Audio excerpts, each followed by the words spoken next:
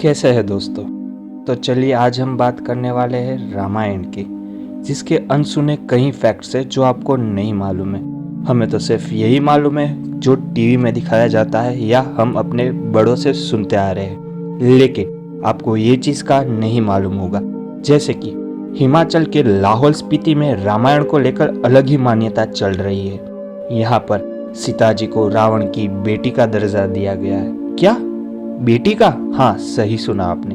यहाँ पर बेटी का दर्जा दिया गया है। यहाँ पे ये चीज किसी पुस्तक में लिखी गई नहीं है, परंतु ये चीज एक फैक्ट के रूप में वहाँ के लोगों में बहुत प्रचलित है, जिसमें लोगों का ये कहना है कि सीता जी है वो रावण की बेटी है। और वहाँ के एक इतिहासकार है जिनका नाम प्रेम कहा जाता है। वो कहते हैं कि लाहुली रामायण हालांकि लिखी नहीं गई है, लेकिन इसका कथावाचन अवश्य होता रहा है और होता ही रहेगा। तो कैसा लगा आपको ये रामायण के बारे में फैक्ट? आपको शायद नहीं मालूम होगा, पर जब मैंने सुना तब मैं शॉक हो गया था। चलिए आगे बढ़ते हैं ऐसे ही एक अनोखे फैक्ट के साथ, जो कि ये है त्रिलोकीनाथ मंदिर लाहौल स्पीति। यहाँ 10वीं शताब्दी से स्थापित त्रिलोकीनाथ मंदिर के पुजारी बीर सिंह ठाकुर का कहना है, यहाँ माता सीता को धरती पुत्री भी कहा जाता है। मान्यता ऐसी भी है कि त्रिलोकनाथ मंदिर में भगवान बुद्ध की मूर्ति के ऊपर स्थापित मूर्ति को माता सीता का रूप भी माना जाता है, जबकि कुछ लोग इसे भगवान शिव का रूप मानते हैं। इस मंदिर में बौद्ध और हिंदू दोनों धर्म के लोग अपनी रीति रिवाज के हिसाब से पूरा करते हैं।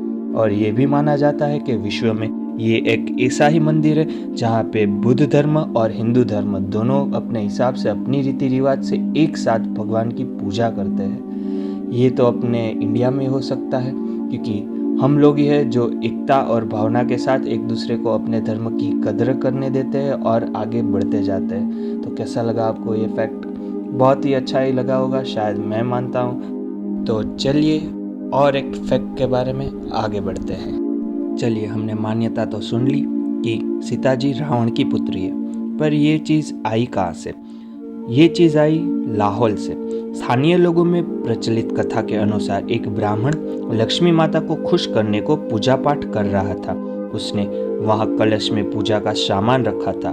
ब्राह्मण का ध्यान बढ़ते ही रावण कलश को अपने घर ले आया और पत्नी मंदोदरी को यह कहकर रखने को दे दिया कि कलश में विष है, इसे संभाल कर रखे। यह कहकर रावण तपस्या में चला जाता है।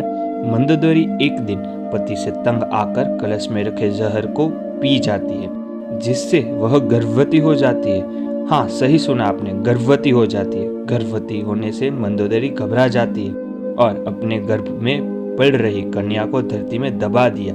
कुछ समय बाद जब राजा जनक खेतों में हल चलाने लगा तो उसे वह कन्या जीवित मिली।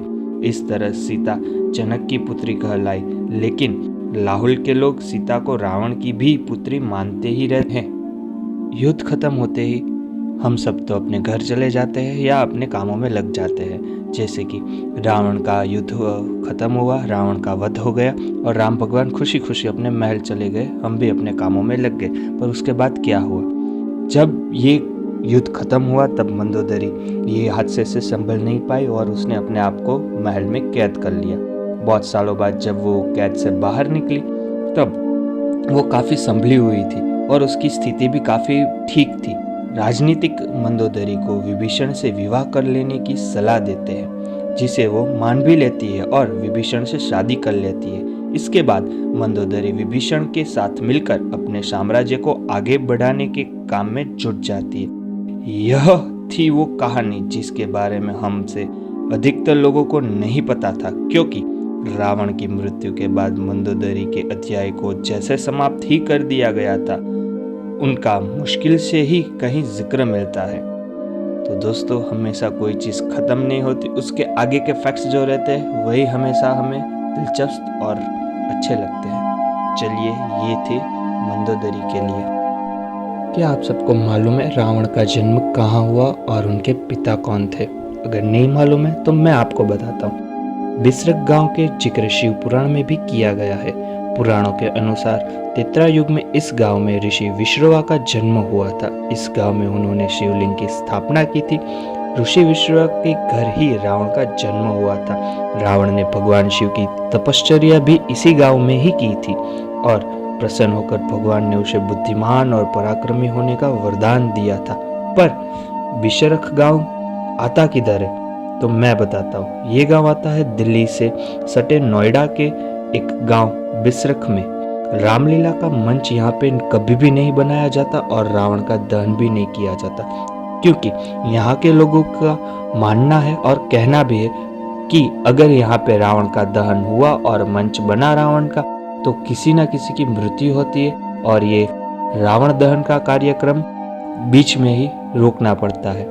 इसी वजह से यहाँ पे रावण दहन का कार्यक्रम नहीं होता है और यहाँ पे खोदकाम करने पर भी कितने सारे शिवलिंग मिल चुके हैं, परंतु एक शिवलिंग नहीं मिला है जिसकी पूजा खुद रावण करते थे और इसकी खोज आज भी चालू है। तो कैसे लगा दोस्तों आपको ये फैक्ट? शायद आपको ये चीज़ मालूम होगी कि दिल्ली में ही वो गांव है जहाँ पे इनका जन्म हुआ था।